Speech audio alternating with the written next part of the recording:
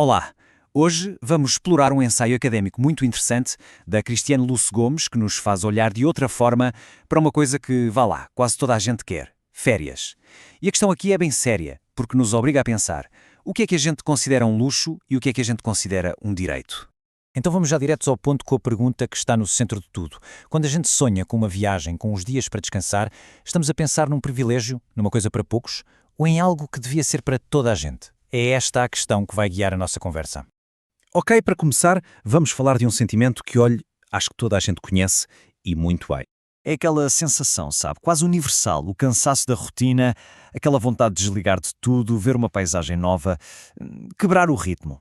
No fundo, é uma necessidade básica que temos de recarregar baterias, de expandir um pouco os horizontes. Mas a pergunta é, como é que este sentimento que é tão pessoal se transforma numa ideia muito, muito maior? É aqui que a coisa começa a ficar mais complexa, porque saímos do desejo individual e entramos na ideia de um direito de todos, um direito coletivo. E é aqui que está o grande conflito, não é? De um lado, o turismo é uma indústria enorme. Tem pacotes, preços, anúncios, é uma coisa que se compra. Mas por outro lado, será que é só isso? Ou será que é uma experiência humana tão fundamental que não devia depender só do dinheiro que se tem na conta? Basicamente são estas as duas formas de ver a coisa. De um lado, a visão do mercado. O turismo é um produto. Quem pode pagar, compra. Simples. É um privilégio. Mas do outro lado, temos uma visão totalmente diferente, baseada nos direitos humanos. Aqui, o turismo é visto como uma experiência essencial para o nosso desenvolvimento, para a cultura. E por isso, em princípio, devia ser acessível a toda a gente. Ok, mas de onde é que vem essa ideia de que o turismo pode ser um direito? Bem, a resposta, de acordo com o ensaio que estamos a ver, está numa palavra que a gente até usa muito, mas talvez não pense muito a fundo nela: o lazer. E atenção, é mesmo importante perceber isto. Quando falamos de lazer, não estamos a falar só daquele tempinho que sobra no fim do dia de trabalho. Não. Lazer aqui é visto como uma necessidade humana, uma coisa fundamental. É o nosso tempo para descansar de verdade, para nos divertirmos, para crescer como pessoas. É um pilar da nossa cultura e do nosso bem-estar. E esta ideia não aparece do nada, não é uma invenção. Ela tem uma base muito sólida em documentos internacionais super importantes que, no fundo, prepararam o terreno para esta conversa toda. Olhem só para isto, porque é incrível. Esta não é uma ideia de agora. Estamos a falar de 1948. Desde essa altura que a Declaração Universal dos Direitos Humanos já dizia com todas as letras que toda a gente tem direito ao descanso e ao lazer. E mais, a férias periódicas pagas. Ou seja, isto é um direito humano fundamental reconhecido no mundo inteiro há mais de 70 anos. E é aqui que se faz a ponte. Muitos anos depois, em 1999, o Código Mundial de Ética do Turismo foi buscar esse direito ao lazer e disse algo muito claro: o direito ao turismo é uma consequência direta disso. A palavra que usaram foi corolário, que no fundo quer dizer isso mesmo, uma consequência. A lógica é simples. Se temos direito ao lazer, então também temos direito a uma das formas mais ricas de o viver, que é viajar.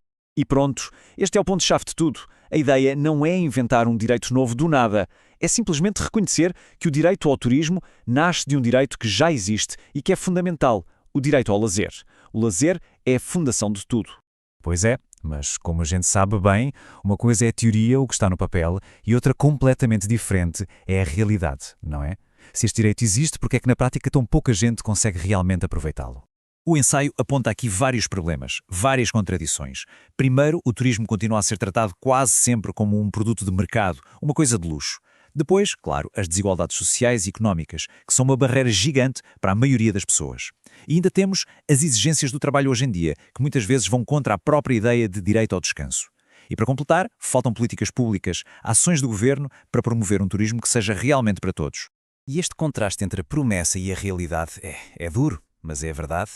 A promessa é linda, um direito para todos, que nos ajuda a crescer, a conhecer outras culturas. Mas a realidade qual é? Uma atividade que, na maioria das vezes, só está ao alcance de uma minoria e que acaba por reforçar as divisões sociais. Vira mais um símbolo de status do que um direito de verdade. Certo. E agora, o que é que a gente faz com isto tudo? Afinal, por que é assim tão importante fazer esta distinção entre o turismo como um direito que vem do lazer e o turismo como um simples produto? É que isto muda tudo. Esta é a grande virada de chave que o ensaio propõe, porque a partir do momento em que a gente encara o turismo não como um luxo, mas como uma questão de justiça social, tudo muda. Se é uma expressão do direito ao lazer, então garantir que as pessoas tenham acesso a ele deixa de ser um extra, um capricho, passa a ser uma questão de equidade. Então, como é que se muda esta perspectiva na prática? O caminho parece passar por 3 passos. Primeiro, é preciso reconhecer de verdade o lazer como uma necessidade fundamental. Segundo, entender o turismo como uma das principais formas de viver esse lazer. E terceiro, e talvez o mais difícil, é preciso agir. É preciso defender políticas públicas que tornem o acesso mais fácil para todos. E vamos fechar com esta pergunta, que fica a ecoar. Se o descanso é mesmo um direito, de quem é a responsabilidade de garantir que ele chega a toda a gente? É só nossa, individualmente, ou é dos governos, das empresas, da sociedade inteira? É uma pergunta complicada, sem resposta fácil, mas que nos obriga a pensar no verdadeiro valor que damos ao nosso tempo e ao nosso bem-estar.